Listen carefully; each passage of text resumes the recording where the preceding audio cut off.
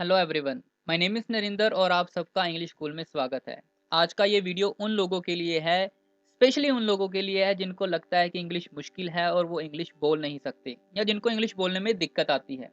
आप जानते हैं कि इंग्लिश बोलने में एक बहुत बड़ा रोल जो है वो वर्ड्स का होता है यानी वोकैब्युलरी का होता है। हम अपनी लैंग्वेज में सारी बातें इतनी आसानी से, इतनी स्मूथली इसलिए कर पाते हैं क्योंकि हमारे पास हर चीज़ के लिए वर्ड्स होते हैं। लेकिन हमारे पास इंग्लिश में वर्ड्स नहीं होते।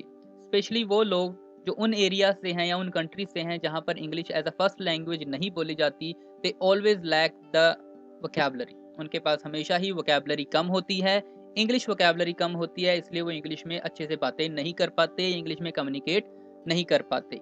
हमारे पास अपनी लैंग्वेज में तो हर चीज़ के लिए वर्ड्स हैं, हमें पता है कि इस चीज़ को क्या कहा जाता है। अगर हमारे पास कोई प्रॉपर स्पेसिफिक वर्ड ना भी हो तब भी हम किसी तरीके से उसको एक्सप्रेस कर देते हैं। लेकिन इंग्लिश में ऐसा नहीं होता। इंग्लिश में हमारे पास वर्ड्स नहीं होते इसलिए हम उसको एक्सप्रेस नहीं कर पाते। तो आज हम वोकैब्युलरी के ऊपर फोकस करने वाले हैं। I am gonna teach you 10 important daily use words. और ये वर्ड्स वो हैं जो हम हर रोज करते हैं, ऐसी चीजें जो हम हर रोज परफॉर्म करते हैं, स्पेशली हमारे हाउस होल्ड चोर। इसलिए आज का हमारा जो टॉपिक है वो हाउस होल्ड चोर्स का है। चोर्स का मतलब होता है काम और हाउस होल्ड का मतलब होता है घरेलू। तो यानी कि हम आज बात करने वाले हैं घरेलू कामों के ऊपर। तो चलिए इसको शुरू करते हैं। तो शुरुआत करते हैं सुबह उठने से। सुबह उठते ही सबसे पहले आप क्या करते हो? सुबह उठते ही सबसे पहले आप अपना बिस्तर बनाते हो। बिस्तर बनाना यानी कि उसको संवारना, अपनी चादर को फोल्ड करना, ब्लैंकेट को फोल्ड करना और उसकी चादर को अच्छे से ठीक करना। उसको इंग्लिश में कहते हैं मेक द बेड। तो चलिए कुछ एग्जांपल्स देखते हैं। तो एग्जांपल है यहाँ पर, Nancy always makes her bed after waking up. Nancy उठने के बाद हमेशा अपना बिस्तर बनाती है। I forgot to make my bed yesterday. मैं कल अपना बिस्तर बनाना भूल गया, यानी कि उसको संवारना भूल गया। तो चलिए नेक्स्ट वर्ड देखते हैं। उठने के बाद जो घरेलू महिलाएं हैं वो क्या काम करती हैं? वो झाड़ू लगाती हैं। झाड़ू लगाना होता है sweep. My sister has to sweep every day. मेरी बहन को हर रोज झाड़ू लगाना पड़ता है। She doesn't like to sweep. उसे झाड़ू लगाना पसंद नहीं है। तो इस तरीके से आप इन सेंटेंसेस को बना सकते हो। झाड़ू लगाने के बाद क्या किया जाता है? झाड़ू लगाने के बाद पोछा लगाया जाता है। तो पोछा लगाना होता है mop the floor. We do not mop the floor on Monday. हम सोमवार को पोछा नहीं लगाते। नेक्स्ट सेंटेंस है, be careful, the floor is just mopped. ध्यान से, अभी पोछा लगाया है। ये बात सबसे कॉमन है जो हर औरत अपने घर वालों को कहती है, अपने बच्चों को कहती है कि अभी पोछा लगाया है, ध्यान से जाना, पोछा खराब ना हो जाए, मैंने बहुत मेहनत की है। तो चलिए पोछा लगाने के बाद काम आती है खाना बनाने की। खाना बनाने के लिए सबसे पहले क्या किया जाता है? आटा गूंदा जाता है। आटा गूंदना होता है नीड द फ्लोर। तो इसको हम इंग्लिश में कैसे यूज कर सकते हैं? I do not know how to knead the flour. मुझे आटा गूंदना नहीं आता। Kneading the floor is an art. आटा गूंदना एक कला है जो हर औरत को आती है। चलिए तो नेक्स्ट है खाना बनाना। खाना बनाना होता है प्रिपेयर मील।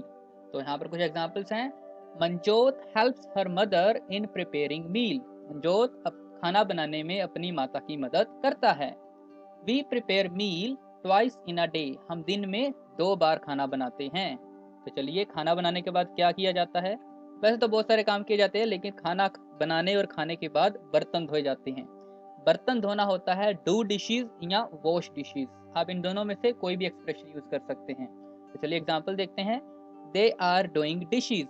वे बर्तन धो रहे हैं। आप फोटो में भी देख सकते हैं तो वो बर्तन धो रहे हैं। They are doing dishes.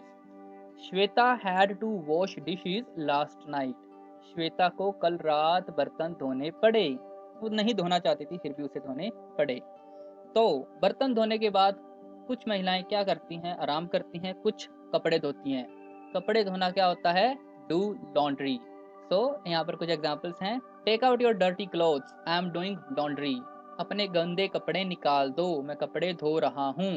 तो नेक्स्ट एग्जांपल है, Megha does laundry every week. Megha हर हफ्ते कपड़े धोती है। वैसे वॉश क्लोथ्स भी आप कह सकते हो। Do laundry is a better version of that. Next है जाले उतारना, जाले हटाना। आप सबको पता है कि जाले हमारे घरों में बहुत लग जाते हैं, तो उनको हटाना होता है रिमूव वेब्स या क्लियर वेब्स। तो एग्जांपल्स देखते हैं। My uncle often clear webs on weekends. मेरे चाचा प्राय वीकेंड्स पर जाले उतारते हैं, क्योंकि मेरी चाची नहीं उतारती तो मेरे चाचा को उतारने पड़ते हैं। तो नेक्स्ट सेंटेंस है, we haven't removed webs for a while. हमने कुछ समय से जाले नहीं हटाए हैं, इसलिए बहुत जाले हो गए हैं, हमें हटाने पड़ेंगे। चलिए, तो नेक्स्ट जो सेंटेंस है यहाँ पर हमारा वो है घास काटना।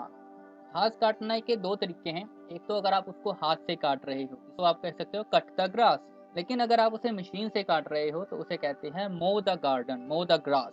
तो चलिए इसको एग्जांपल में देखते हैं। आवर नेबर्स मो द गार्डन एवरी मंथ। हमारे पड़ोसी हर महीने गार्डन की घास काटते हैं। नेक्स्ट है वी विल हैव टू मो दिस ग्रास। हमें ये घास काटनी पड़ेगी क्योंकि ये बहुत बड़ी हो गई है, because it has grown up. So ये थे कुछ common expressions, common household works that we perform every day. I hope you now can express them in English. English में बोलना शुरू कीजिए और हर रोज की बातें इंग्लिश में सीखने के लिए हमारे चैनल को सब्सक्राइब कर लीजिए और हर रोज की वीडियो के लिए नोटिफिकेशन बेल को जरूर दबा दीजिए। Till then take care, bye bye, have a nice day.